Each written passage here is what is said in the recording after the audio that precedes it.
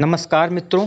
तो आप सभी लोगों को जानकर बहुत ही ज़्यादा खुशी होगी कि आज हम लोग श्री गौरव गर्ग जी की लिखी हुई किताब फेलियर टू ट्रम्प का पूरे 22 चैप्टरों का ऑडियो वर्जन लाने जा रहे हैं। ये किताब गौरव गर्ग जी को समर्पित है। उन्होंने ये किताब छात्रों की मनोदशा और उनकी जीवन में कई समस्याओं से लड़ने के लिए जो क्षमता चाहिए होती है और जो वो मिस करते हैं उसको देखकर लिखी है। बहुत ही अच्छी किताब है और हमें उम्मीद है कि आप लोग इसे ज़रूर पसंद करेंगे। तो आज हम इसका पहला चैप्टर शुरू करने जा रहे हैं और इसमें सबसे बड़ी खास बात ये है कि इसमें कोई भी चैप्टर एक दूसरे से इंटरलिंक नहीं है। जैसे कि किताब का मेन टाइटल ही डिस्क्राइब करता है, फेलियर टू ट्रम्प मतलब सफलता की राह। तो मुझे पूरी उम्मीद है कि ये वीडियो ऑडियो क्लिप्स हैं, 22 ऑडियो क्लिप्स आप सुन के सफलता की एक नई शिखर पे अपने को एक नई ऊर्जावान तरीके से अपने को प्रतिष्ठित कर पाएंगे और महसूस करेंगे अपने को एक अलग लेवल पे। और सबसे बड़ी चीज़, आपसे गलतियां होती हैं लेकिन आप उन गलतियों को पहचान नहीं पाते। और इन 22 ऑडियो बुक्स आप सुन के मुझे उम्मीद है आप इन गलतियों को पहचानेंगे भी और आगे सुधारेंगे भी। तो सबसे पहले सबसे बड़ी चीज़, पहला चैप्टर चुप रहना सीखिए। चुप रहना हमारी ज़िंदगी में कितना ज़रूरी है, ये हम इस किताब के पहले चैप्टर से आपको समझने का अवसर देंगे। सही आचरण इतना ज़रूरी क्यों है? किस तरह का व्यवहार एक विद्यार्थी का होना चाहिए? आपकी सफलता की नींव आचरण पर ही टिकी होती है। सबसे पहला गुण जो आपको अपने अंदर धारण करना है वो है चुप रहना सीखिए। जितना चुप रहोगे उतनी ऊर्जा बचेगी, उतना ही दिमाग में अन्य बातों के लिए स्थान बनेगा। चुप रहने से दिमाग की प्रक्रिया तेज हो जाती है। हर समय बोलते रहने से दिमाग की सोचने और समझने की शक्ति कम होने लगती है। अपना दोस्तों का दायरा कम करो, ज़्यादा रिश्तेदारों से मत मिलो। बहुत ज़्यादा मानसिक कार्यक्रम जैसे शादी, जन्मदिन आदि में मत सम्मिलित हो। इससे सबको समय भी बचेगा और सबसे ज़रूरी आपकी ऊर्जा भी बचेगी। एक सूत्र आपको देता हूँ। एक बार मैंने एक विद्यार्थी से पूछा, कितने साल से तैयारी कर रहे हो? उसने जवाब दिया, 5 साल से। उसने मुझे निवेदन किया कि मैं उसे कोई युक्त बताऊं जिससे वह जीवन में कुछ पा सके। मैंने पूछा कि कल तुम क्लास के पहले 1 घंटे फ़ोन पर बातचीत किसके साथ कर रहे थे? उसने बताया कि वह एक अपने पुराने स्कूल के दोस्त से बात कर रहा था। इसी तरह बहुत सारे दोस्तों से बात करता है। मैंने अक्सर उसे फ़ोन पर समय नष्ट करते हुए देखा है। मैंने उसे यह सूत्र दिया कि अगर मिनट बचाओगे तो घंटे बचेंगे, घंटे बचाओगे तो दिन बचेंगे, दिन बचाओगे तो महीने बचेंगे और महीने बचाओगे तो साल बचेंगे। अगर साल बचाने हैं तो मिनटों की इज्जत करना सीखो। अपने समय के मूल्य को पहचानो। जब भी आप व्यर्थ के कामों में अपना समय नष्ट करो तो यह सूत्र हमेशा याद रखना। अगर आप बहुत ज़्यादा लोगों से नहीं मिलोगे या बहुत ज़्यादा लोगों से बात नहीं करोगे तो इसके बहुत फायदे हैं। आप स्वयं की बेवजह दूसरों से तुलना नहीं करोगे। प्रत्येक व्यक्ति का जीवन भिन्न है। आज के समय में हर कोई अपने दुख से कम और दूसरों के सुख से ज़्यादा दुखी है। हर व्यक्ति ईर्ष्या का शिकार है।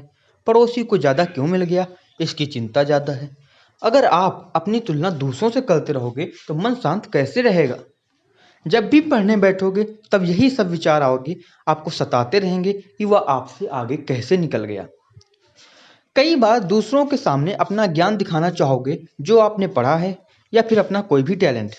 हम अपनी 90% एनर्जी दूसरे लोगों के सामने अपनी एक ऐसी छवि दिखाने में खर्च कर देते हैं जो असल में है ही नहीं, सिर्फ एक क्षणिक अहमियत पाने के लिए। अगर उसी ऊर्जा को हम अपने लक्ष्य तक पहुंचने में खर्च करें तो निश्चित ही सफलता पा सकते हैं। हर व्यक्ति के पास सीमित ऊर्जा होती है। सब लगभग उतना ही भोजन करते हैं, सब 3 वक्त का ही खाना खाते हैं, सबके पास एक दिन में 24 घंटे ही होते हैं। फिर ऐसा क्यों कि कुछ लोग आकाश को छूने लगते हैं और कुछ लोग जीवन में एक के बाद एक असफलता प्राप्त करते हैं? इसका कारण यह है कि हम अपनी ऊर्जा को दिशाहीन होने में खो देते हैं। व्यर्थ की बातों को सोचने में, फालतू की बातों में इतनी ऊर्जा चली जाती है कि पढ़ने के लिए बचती ही नहीं। या तो हम अपने अतीत की विफलताओं के बारे में सोचते रहते हैं या फिर भविष्य की काल्पनिक परिस्थितियों के बारे में सोचते रहते हैं जो कभी आएंगी ही नहीं। एक उदाहरण देकर समझाता हूँ। मान लो आपको एक रेस में हिस्सा लेना है। 10 प्रतिद्वंदी हैं।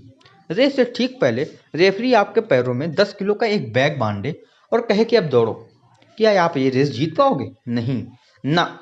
इसलिए कि आप बहुत सी ऊर्जा उस बैग को खींचने में खर्च कर दोगे और बाकी लोग क्योंकि उस भार को नहीं ढोएंगे इसलिए आसानी से निकल जाएंगे। अब समझे कि ऊर्जा बचाने के फायदे क्या हैं।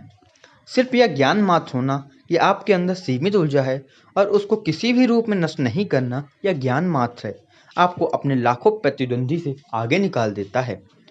अगर अपने से कमजोर लोगों के साथ बैठोगे तो ऐसा लगेगा कि आपने पता नहीं क्या अचीव कर लिया।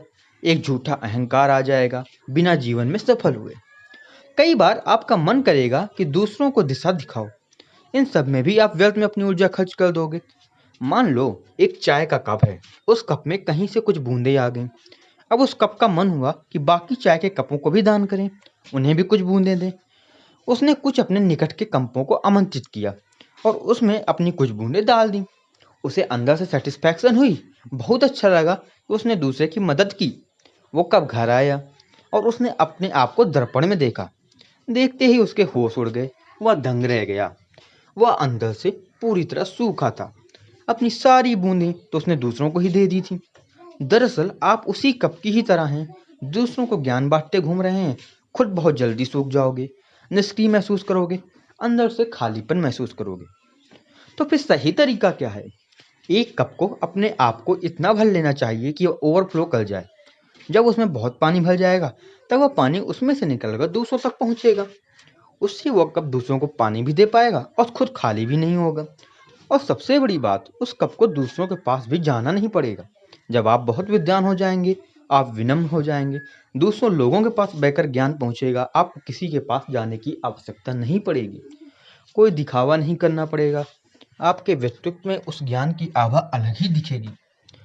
क्या किसी प्रकाश पुंज का प्रकाश फैलने से कोई रोक पाया है? प्रकाश पुंज बनिए, कुछ बूंदों वाले कप नहीं। रविन्द्रनाथ टैगोर ने कहा था, एक जली हुई मोमबत्ती ही दूसरे मोमबत्तियों को जला सकती है। इसलिए पहले खुद को प्रकाशमय करिए। एक लट्टू की तरह बनिए। गांव में अक्सर बच्चे लट्टू चलाते हैं। कभी यह नोटिस करिए कि जब लट्टू अपनी सबसे ज्यादा गति पर होता है तो ऐसे लगता है जैसे एकदम रुका हुआ है। उसी तरह आपको होना चाहिए। दूसरे लोग देखें तो ऐसा लगे कि आप स्थिर हैं, लेकिन असल में आप अपनी अधिकतम रफ्तार पर घूम रहे हों। इतना ज्यादा ठहराव आपके अंदर होना चाहिए, एकदम दिखावे का नामो निशान नहीं। दूसरों को पता ही न चले कि आप क्या कर रहे हैं और आपकी रफ्तार कितनी है। जब एक बीज अंकुरित होता है तो क्या आवाज होती है? क्या जब वो आकार में बड़ा होता है तो आवाज होती है? नहीं, सिर्फ शांति होती है। सालों बाद जब हम देखते हैं तो अचानक छोटा सा पौधा बहुत बड़ा दिखने लगता है। परंतु जब एक पेड़ गिरता है तो बहुत आवाज होती है। अत्यधिक शोर का विनाश का संकेत है और शांति उत्थान का। उम्मीद है मैं जो कहना चाहता था आप तक पहुंच पाया होगा। और आप सभी को धन्यवाद कि आपने पूरी ऑडियो और वीडियो को अंत तक देखा। एक बार फिर से धन्यवाद। तो इसी के साथ ये आज का पहला अध्याय था। Thank you.